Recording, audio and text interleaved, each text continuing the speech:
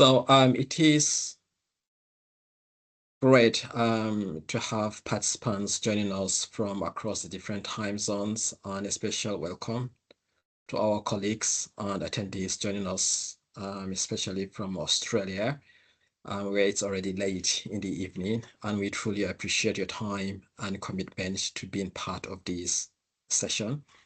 My name is Abdulaziz, and I'm a technology analyst at the IEAGHG, and I'll be chairing this webinar.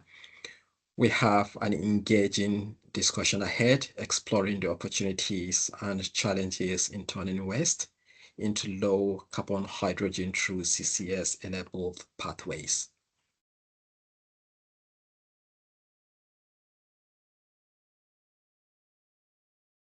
Right, so who are we? We are part of the IEAGHG is part of the International Energy Agency's Energy Technology Network.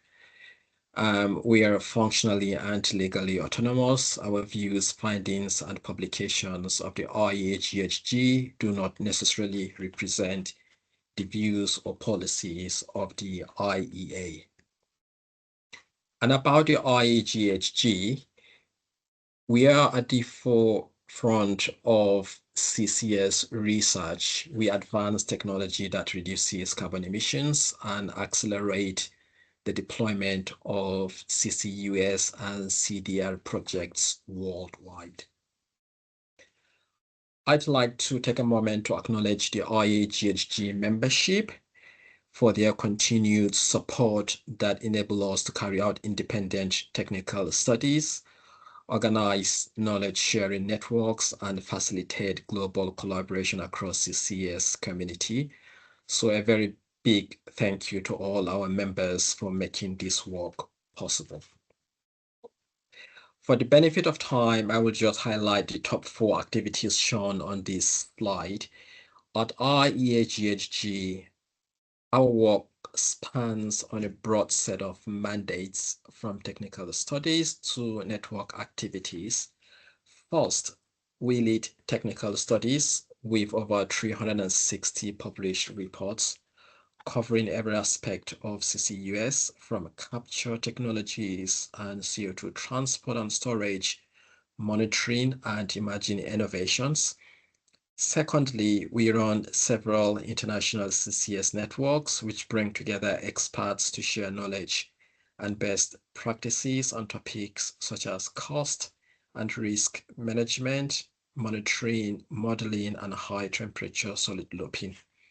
Thirdly, we organize major conferences, including the GHGT series, which is the world's leading CCS conference, as well as the post-combustion capture conferences.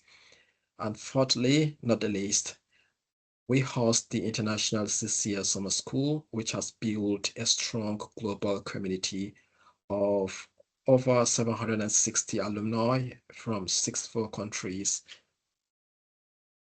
supporting to develop the next generation of CCS professionals. And I always say that I'm a proud alumnus of the IEAGHG International CCS Summer School.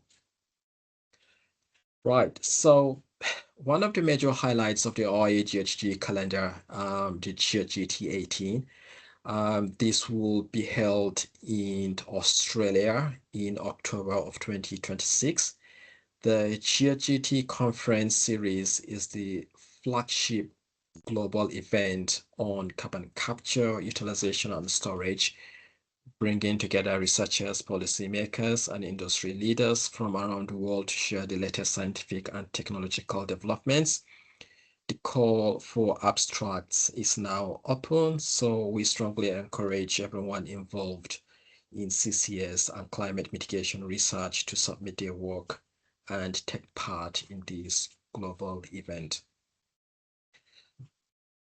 With regards to this study, the primary goal of this study is to review waste to hydrogen technologies and conduct analysis on techno-economic and environmental aspects of the most promising waste to low carbon hydrogen technologies for near-term commercial deployment. And this study also introduces a modular environmental justice framework designed to assess the fairness of waste to hydrogen projects. So this report presents work undertaken by the University of New South Wales and the University of Sydney on behalf of IEAGHG. And we would like to thank the expert reviewers for their valuable contributions to the study. Waste to hydrogen is a growing area of interest, and a number of projects are now demonstrating its potential. Around the world, we're seeing different approaches to turning waste into hydrogen through innovative business models and technology pathways. In Belgium, Netherlands, and Luxembourg region, we have the Waste to Wheels initiative, and in Germany, we have the reuse recycle project. In the United States, we have the Chevron's Waste to Hydrogen project in California, which is developing an end-to-end system that produces hydrogen from waste streams. And in Japan, we have the Japan Blue Energy Company, which is advancing a localized production and consumption model, integrating waste treatment and hydrogen supply to support community-level decarbonization. And together, these examples highlight how waste to hydrogen is evolving and growing. We're very pleased to be joined by an excellent panel representing both research and policy perspective. First, we have Dr. Denny Gunnavan from the research associate at the University of New South Wales in Sydney. And we also have Dr. Eric Sanjaya from the industry research, who is an industry research fellow at the University of Sydney. And we're also delighted to have Dr. Thomas Goh, a senior manager at the New South Wales Chief Scientist and Engineers Office. We're looking forward to hearing from each of our speakers, bringing together techno-economic and environmental viewpoints on this rapidly evolving field. So practicalities. Before we get started, just a few quick practical notes. This will be a 1-hour webinar. We will first hear from our speakers for around 30 minutes, followed by a Q&A session where you will have the chance to ask questions and share reflections and comments. There will be no coffee break as this will be 1-hour webinar. So we will literally go straight to the Q&A session. Please note that the session is being recorded, and we will make available this recording on the IEAGHG website afterwards for anyone who would like to revisit the presentations. And on this note, we will get started. It's going to be my pleasure to invite our first speaker, Tom, for to start the presentation. Tom, pleased to have you, and the floor is yours. All right, thanks, Abdul Aziz. Thomas Gao, welcome everyone, and thank you so much for joining us. It's a little bit later in Australia here, but I'm sure everyone's joining from everywhere from the globe. So really great to see there's a strong interest. I gotta say this project is very probably delivered by the Power Fuse, including hydrogen network within the Decarbonization Innovation Hub, which is a very important initiative funded by the New South Wales state government to bring all the experts from our top Australian universities to serve as a trusted advisor to industry, to government, to research, look into all the challenges we are facing for the power fuel sector, which definitely that means hydrogen, but all the different derivatives, because we really need to put all the waste all together to make sure the future industry is happening here, not just here in Australia, but globally. And also want to thanks IEAGHG give us the chance to work together with the organization on this very important study. So really appreciate the opportunity. Next slide, if I could, Danny, thanks. As I mentioned, the network uh, mission is bring the expertise together. So as you can see from these slides, this is all the experts that all have played a very important roles in this study in different part of the studies, chapters, work packages.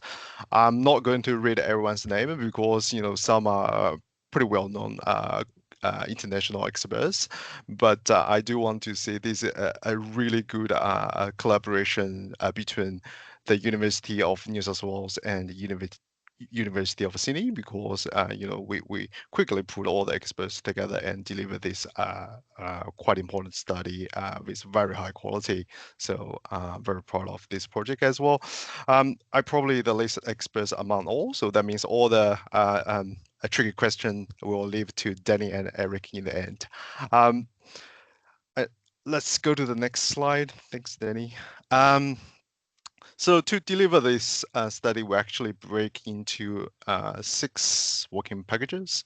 So start with a really comprehensive, what we call technology mapping. Look at what are the available waste to hydrogen technologies. Then followed by work packages 2 or task 2, we have done quite a comprehensive techno economic analysis of quite a few prioritized waste to hydrogen technology. Followed by that, we have also done the LCA, the life cycle analysis of those selected technologies. Um, but we took it a little bit further, and because we really want to understand in depth what are the challenges and opportunities of each of those technologies as a solution. So we have done quite a in-depth comparative assessment of between those solutions. And that's not really the end of it, because we also put all those technologies into the context of environmental justice framework and further look into that. And of course, in the end, the most important part is bring everything together and make the recommendations from all those assessment. I know everyone's pretty keen to hear all the findings. So without further ado, I pass to Danny, the lead author of the study, to walk you through the findings. Thanks, Tom. Hello, everyone. Danny here. So let's start with a little bit of background why we're doing the study. So essentially, we're motivated by the fact that waste is currently a one of the significant contributor to greenhouse gas emissions, approximately around 45% of anthropogenic GHG emission. And if you're looking at the graph below, we can see that around 70% of global municipal solid waste, or MSW, is currently sent to landfill or openly dumped each year, which is unsustainable. And there is a strong need to move to a more circular approach. So with that being said, we see that waste to energy solutions, specifically waste to hydrogen conversion, is a promising approach to address waste challenges and at the same time also energy challenges. And if we look at the scale as well, utilizing global municipal solid waste that is produced approximately 2 billion tons per year has the potential to generate a large amounts of hydrogen, approximately around 60 million tons of hydrogen annually. So in task one, we perform a technical review of waste to hydrogen technologies by identifying many different waste to hydrogen technologies. We identify a few group or categories of technology, including thermochemical, biochemical, electrochemical, and photochemical. And then we develop a modular multi-criteria assessment or MCA framework to several selected waste to hydrogen technologies across these categories in order to evaluate the overall performance. So the metrics that we use in the MCA include the commercial, technological, economical, and environmental performances. I'm not going to speak into like too much detail on the criteria and the calculation, which all you all can refer to the report directly. But here is the outcome, as you can see on the table on the right-hand side.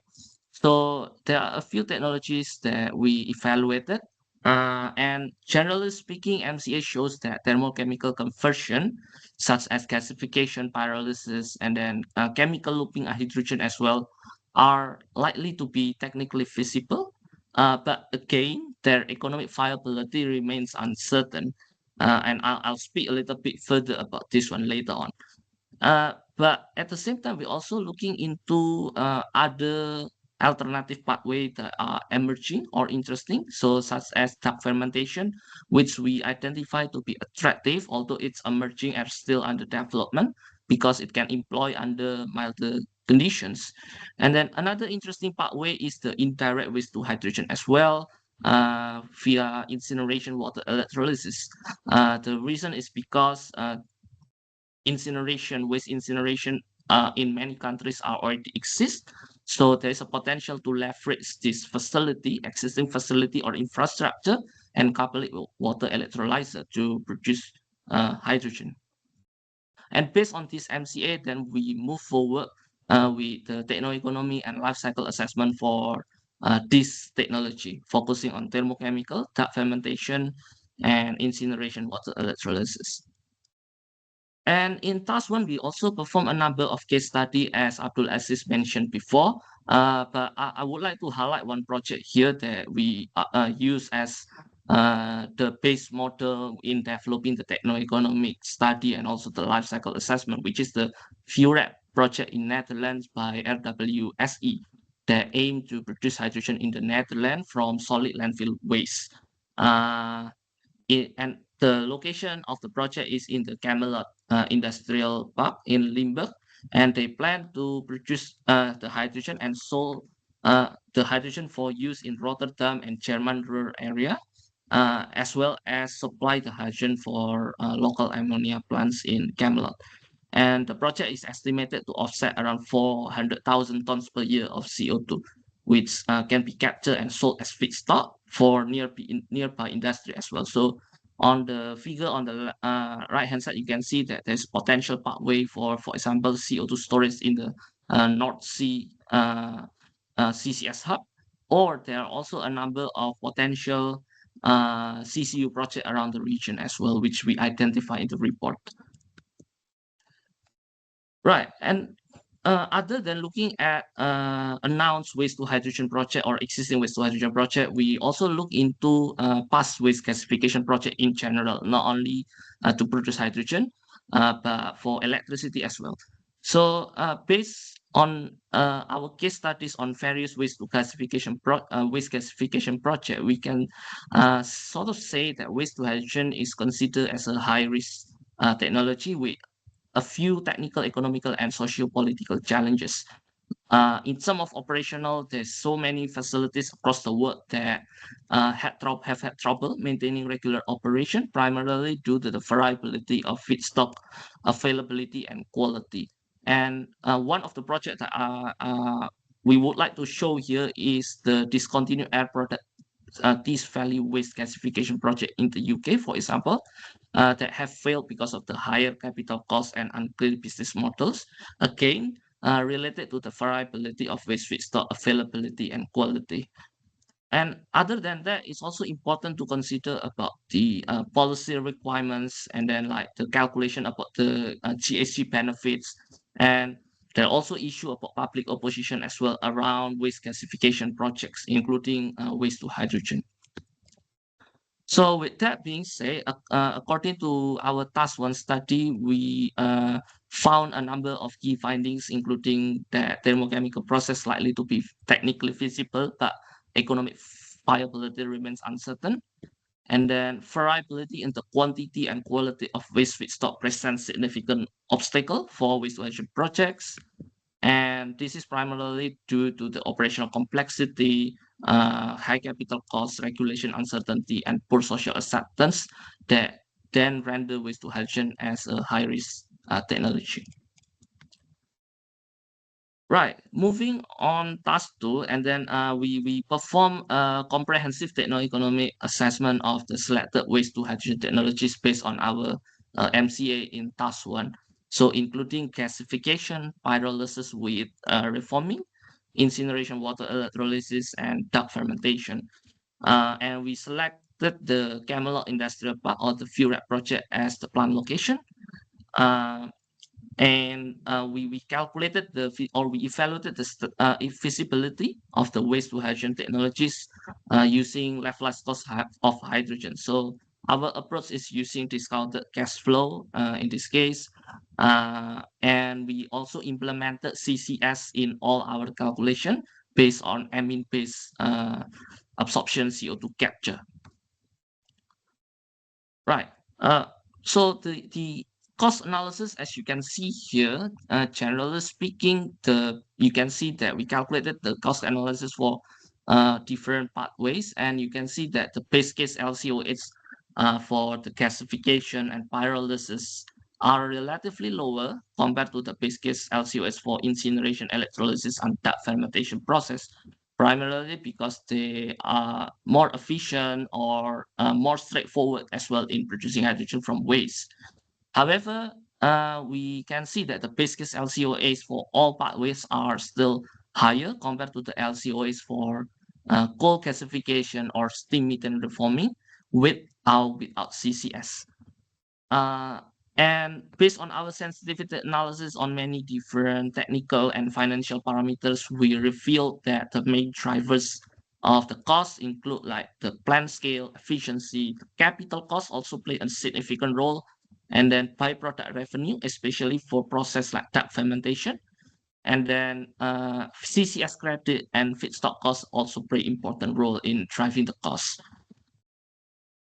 And based on the sensitivity analysis that we conducted, then we performed analysis on potential economic feasibility improvements to suggest potential roadmaps for the future development of waste to hydrogen projects for all pathways. And you can see that in general, that efficiency improvements, byproduct recovery, capex reduction, and incentives here also play a significant role as well, either like the carbon incentive or the waste management tipping fees, for example, to lower the LCOH for all pathways.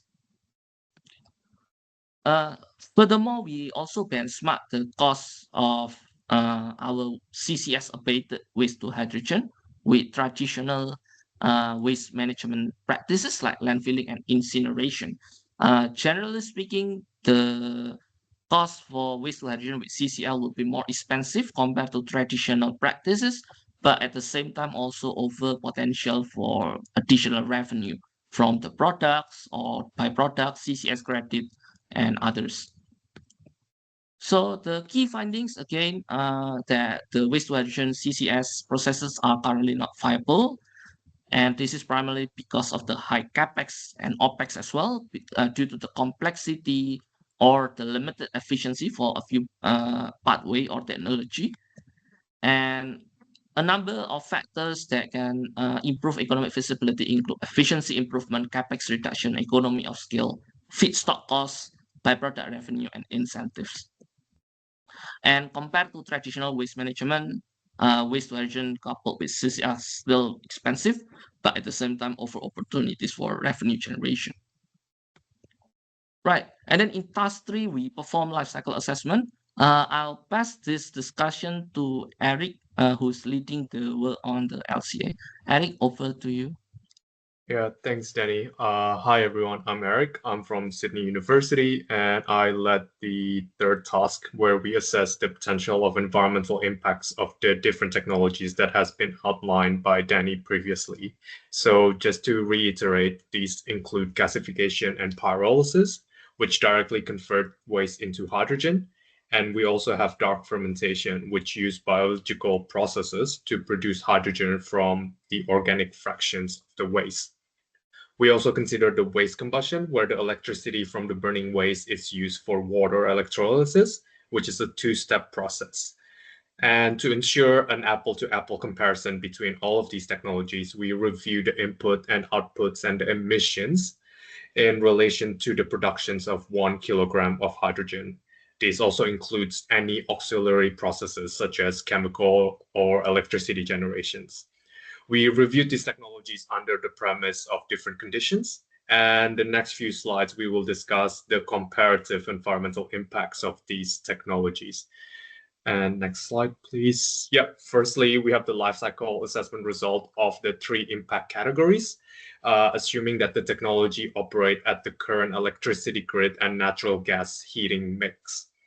That is the Netherlands power grid and the natural gas heating.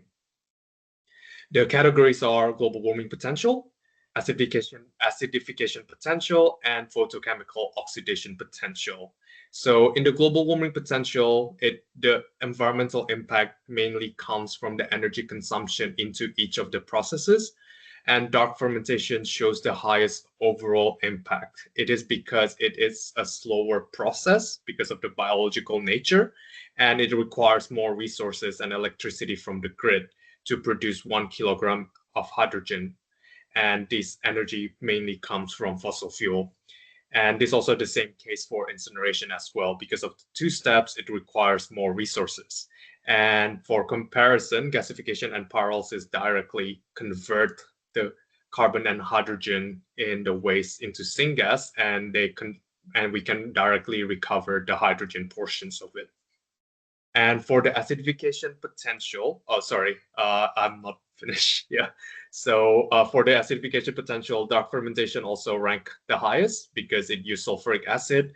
And for the photochemical oxidation potential, gasification and pyrolysis shows the highest impact because it produced carbon monoxide and released those carbon monoxide into the environment. And that resulted in the high photochemical environmental impact.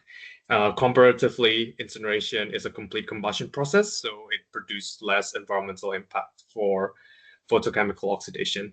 So next slide, please. Thank you.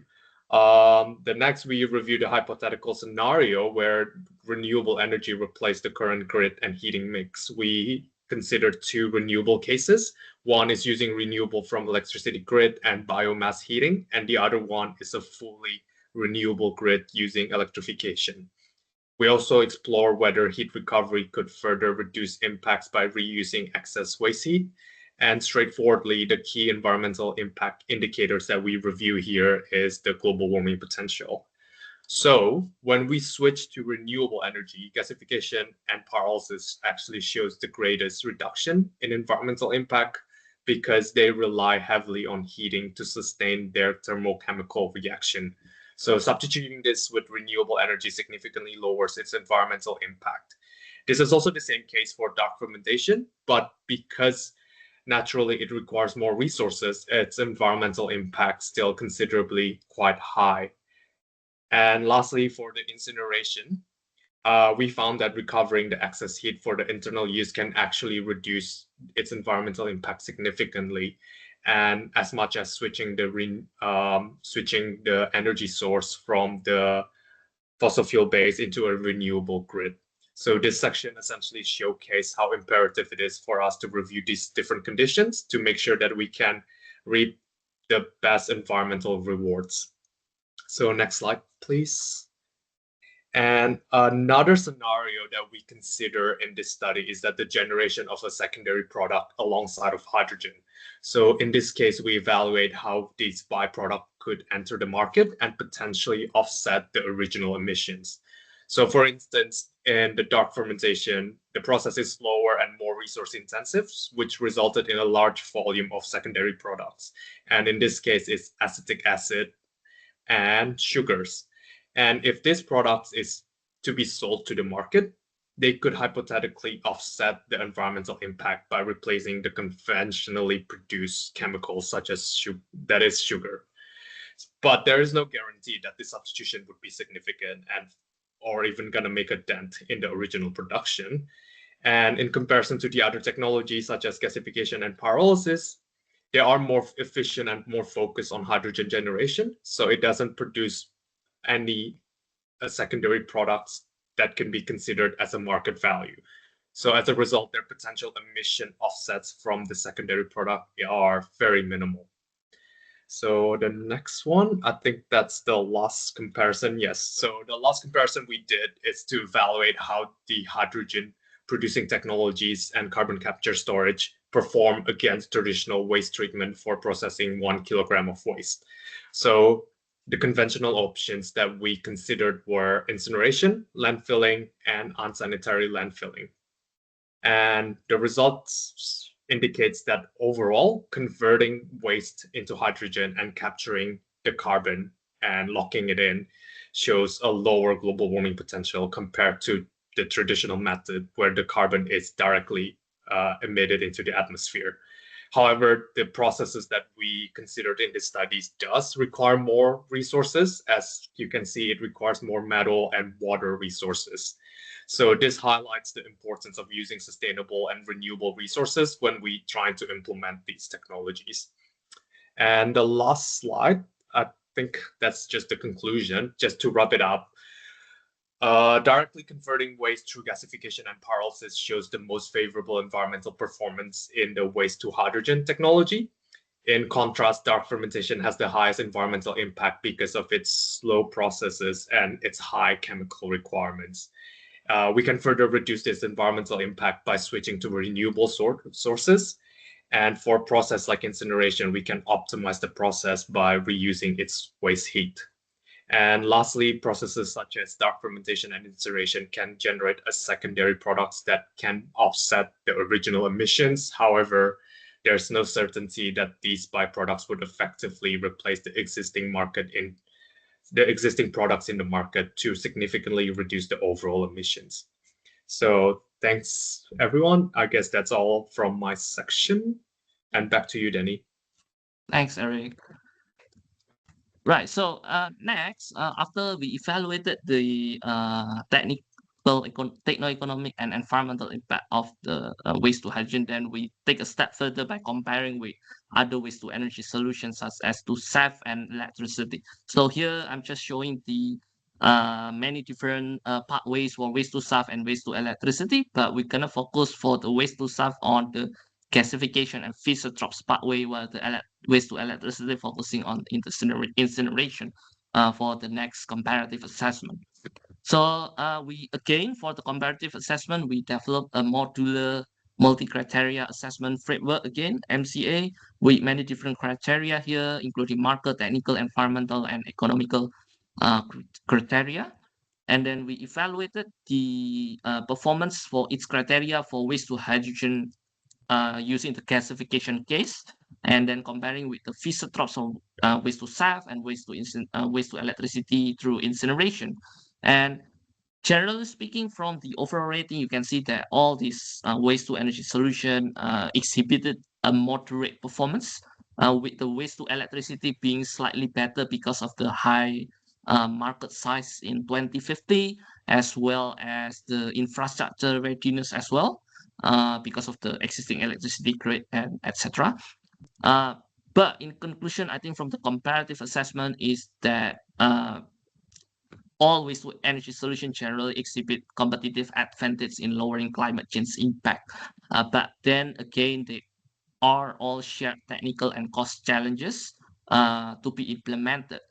And specifically for the waste to hydrogen, we see that it's likely to be more limited, the viability compared to waste to electricity and waste to SAF, primarily due to the niche applications of hydrogen, as well as the lack of existing infrastructure for hydrogen transport, storage, and utilization. So from this, we further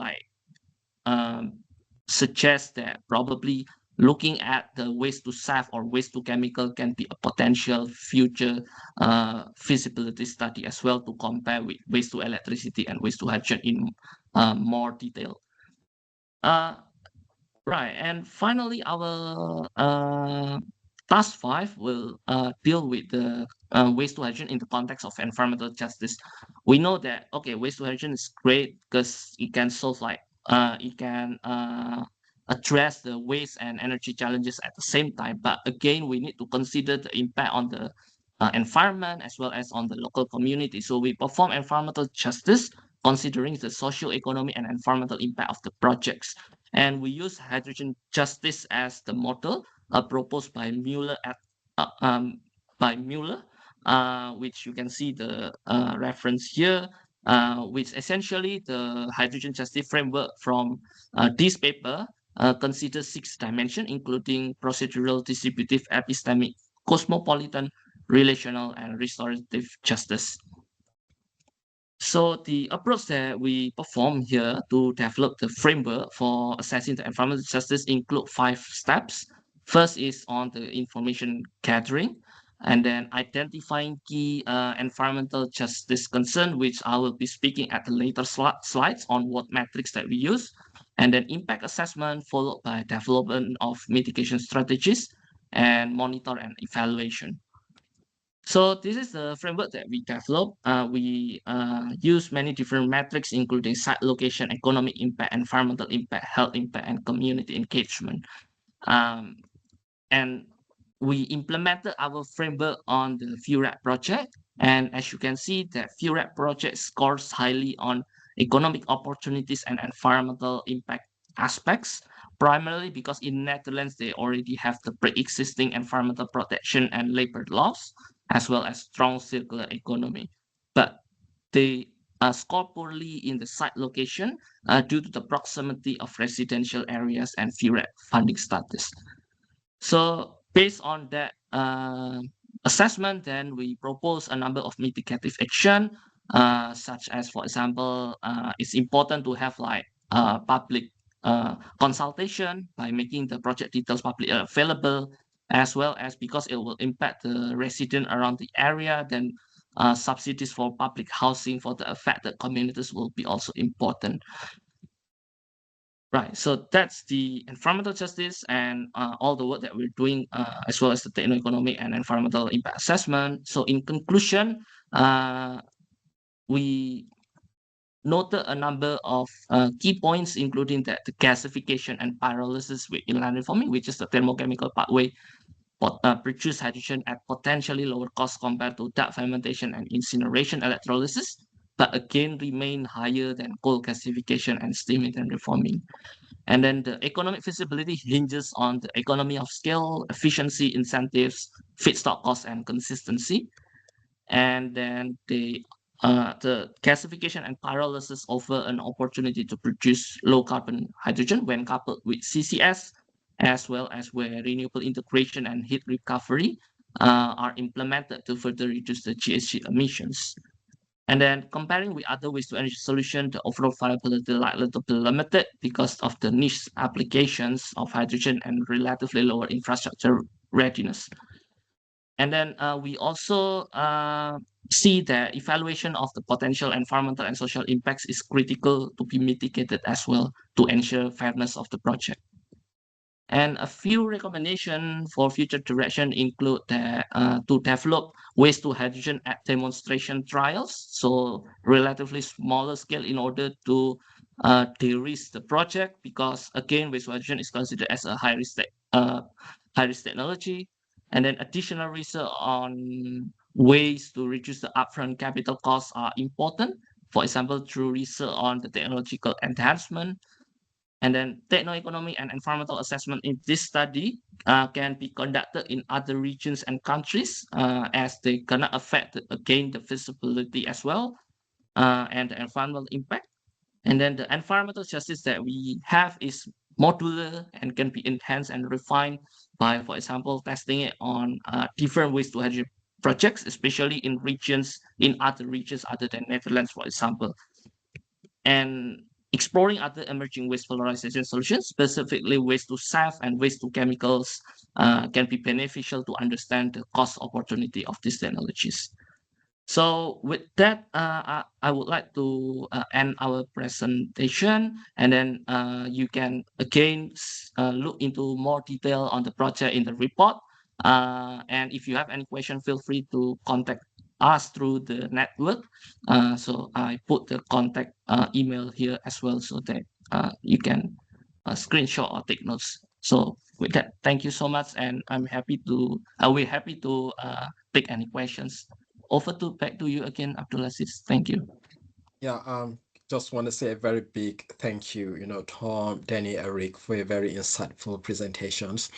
And on this note, I will encourage the audience to raise their hands if they want to ask any questions, or alternatively, they could post questions in the chat tool so that we will be able to read it out and get your questions answered or addressed by our speakers. I think I have one question in the chat. How do you reduce the gap against competing technologies through cost benchmarking? And the person asking the question did reference page 14. So I'm not sure if he was trying to refer to slide 14. It's like, how do Let you me go reduce back. the, Right. yeah, very well.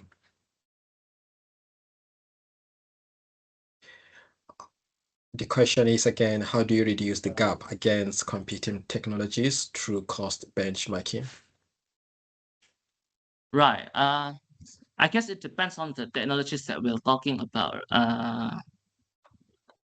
For example, like if we talk about the thermochemical pathways, uh, I guess if we look into the economic feasibility improvement, again, this might be the way to reduce the gap. I think that can answer the questions, right? For example, looking at the gasification pathway as an example, that improving the efficiency of the gasifier or the overall process as well uh, will be critical, as you can see, right? And another thing other than technology or the capex as well, policy will be important as well, like giving incentives uh, on the capture carbon, or as well as like the waste management incentives as well are important here and throughout the pathway actually.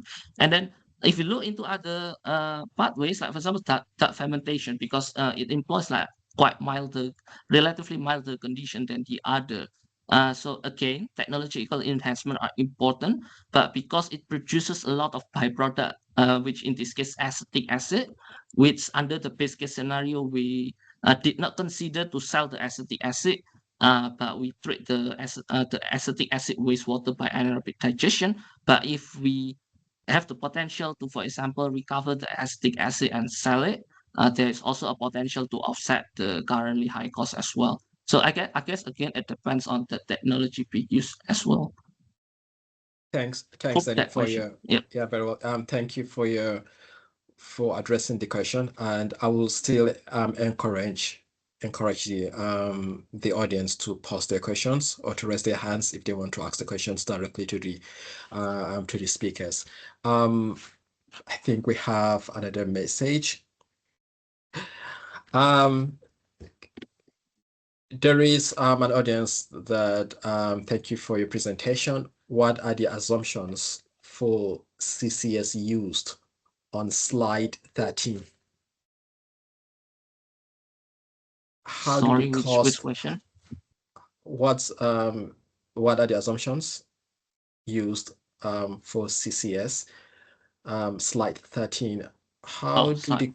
How do the cost of CCS with pyrolysis, etc. compare using to renewables? Oh, okay. This question. Yeah, you can see the question in the chat as well, Yes. Danny, if you need more context. What are the assumption for CCS?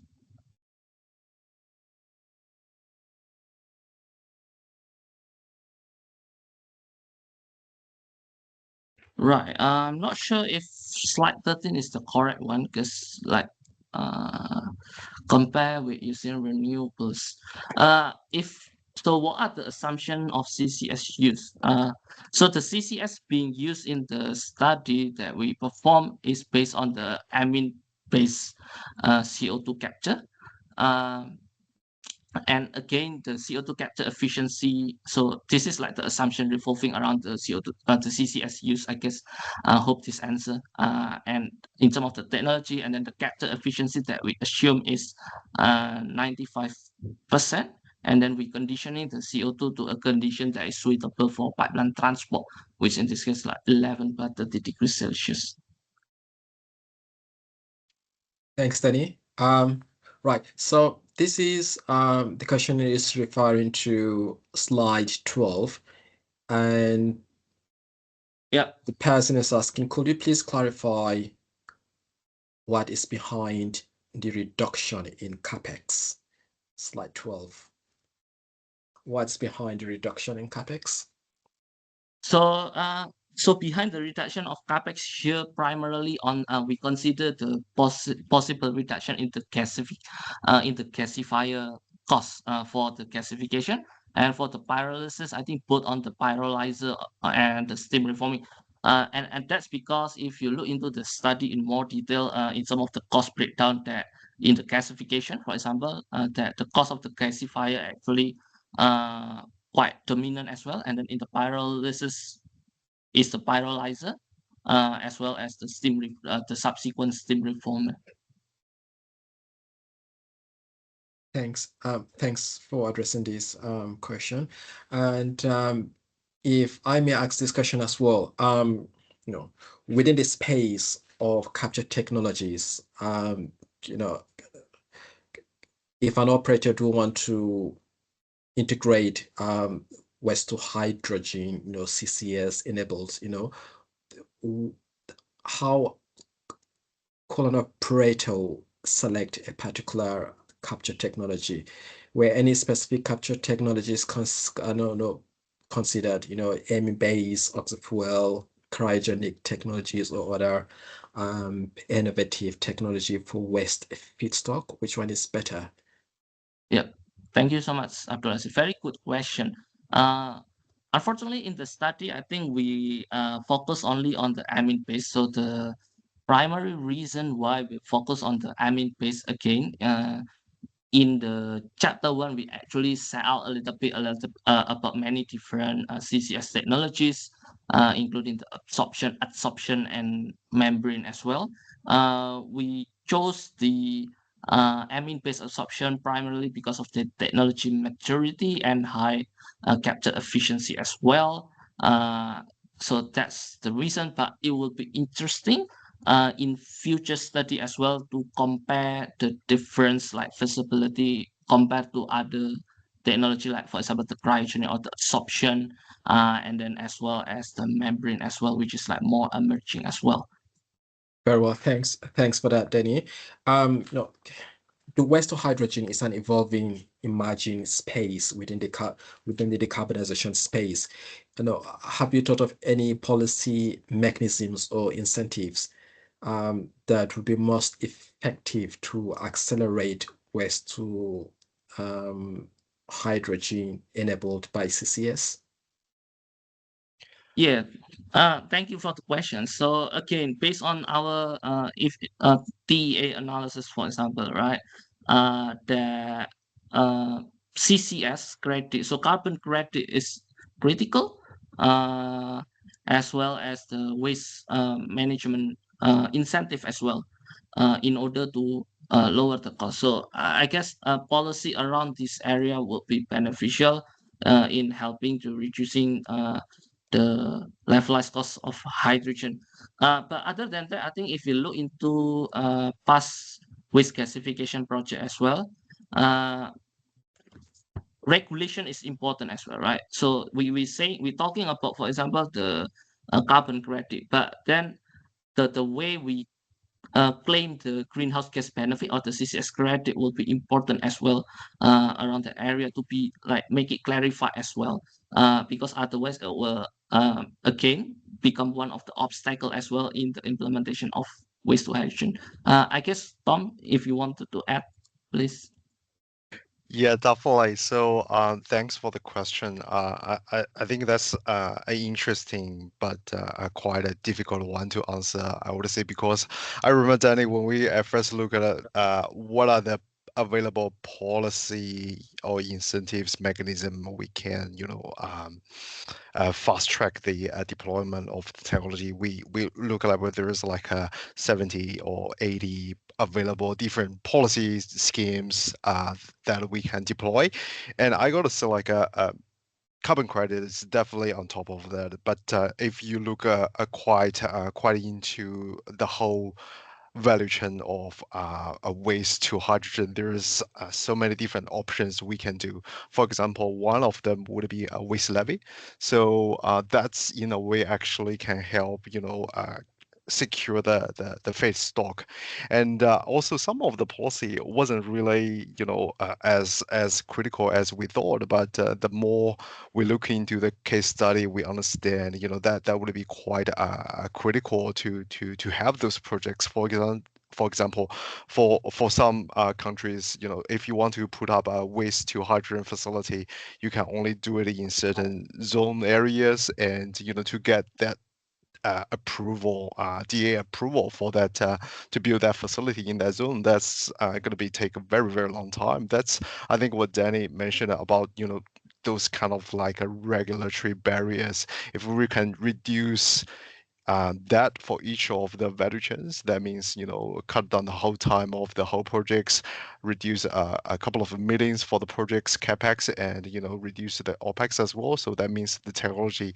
overall, the economic of the technology or the facility would be significantly improved. So there's a lot of policy combination we can test around, and I would say this study is only the starting. I know Danny is working in the background to try to figure out, what would be the best combinations. So there's quite a few, I would say like a 30 or 40 combination of those. So that's happening. If people interested in this sort of areas, feel free get in touch with Danny and all the others through the networks, because I think that's the whole reason we really want to use the study to start the conversation, to start the discussion, and to see how we can all work together to progress the technology. Yeah, thank you very much for this very lengthy clarification. Very much appreciated. And if I could pick a couple of questions as well from the chart. In the CCS incineration electrolysis option, have you considered oxy-combustion of the waste using the oxygen coming as a byproduct from the electrolyzer? Yes, thank you so much for the question. So, no. So we will what we do for the calculation for the CCS incineration electrolysis is on the post-combustion capture. But it will be interesting as well actually to see the feasibility as well if we like use the oxygen produced from the electrolyzer and use oxy-combustion as well for the as the CCS technology there. Yeah, and I thought that is an incredibly very good question, and Yeah. this is an area that is worth looking at closely moving forward. And up to the next question, are project operators required to do life cycle analysis on the global warming potential of carbon abatement in order to claim for carbon credits? Right. Eric, do you want to Yeah, I guess that jump on is this? my Yeah. section, right? Mm. Yeah. So I think it really depends on the regional requirement. In Australia, we do require some facilities to conduct life cycle assessment to establish how much carbon credit can be estimated. But other jurisdictions, I'm not quite sure about it. But it's not necessarily life cycle analysis. Life cycle analysis is more useful or like more powerful when we try to compare different technologies under the same framework. So we try to normalize them to make sure that we can compare which scenario is the best solution for the carbon abatement. I think life cycle analysis could be done on that sense to estimate the carbon that being captured. Yeah. So I guess it really depends on the local jurisdictions then. Thanks. Eric. Just going back to reiterate on the earlier question in terms of using the oxygen from electrolysis, using that oxygen for oxycombustion for this process. What are some of the data gaps, knowledge gaps, areas to explore and uncertainties have you identified that warrant further investigation in this evolving and emerging space?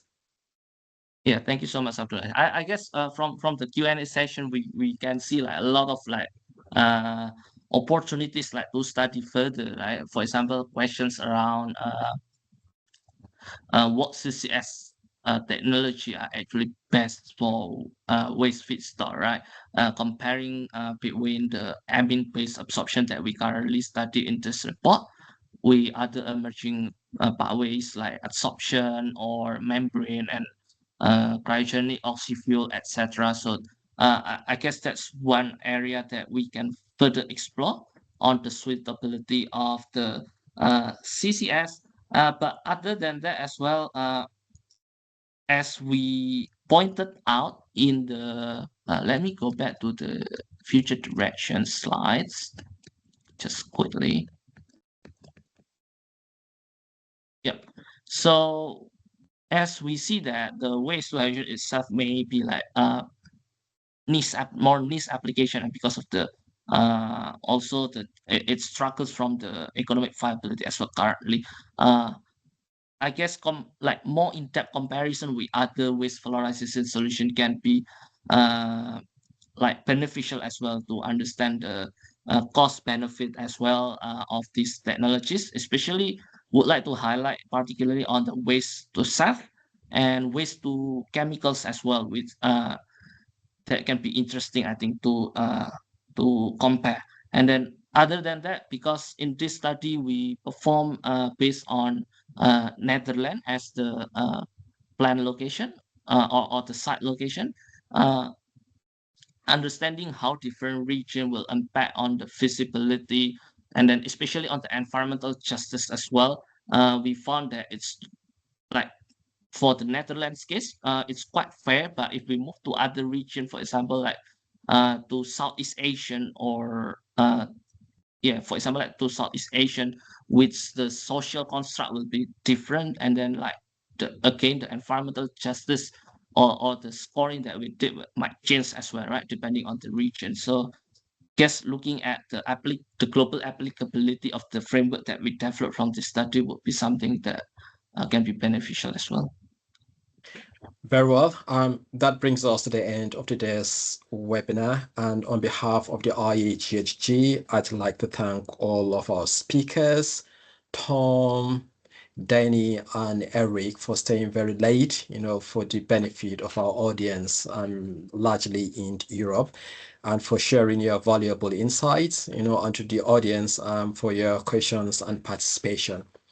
The Waste to CCS abated study highlights the growing importance of integrating waste management and carbon capture in achieving net zero ambitions. And we look forward to continuing this dialogue as we explore the next steps for deployment and collaborations. Thank you once again for joining us, and see you soon. Bye, everyone. Thanks, everyone. Thank you very much, Thank you. guys. Thanks, Thank you very everyone. much. Thank you.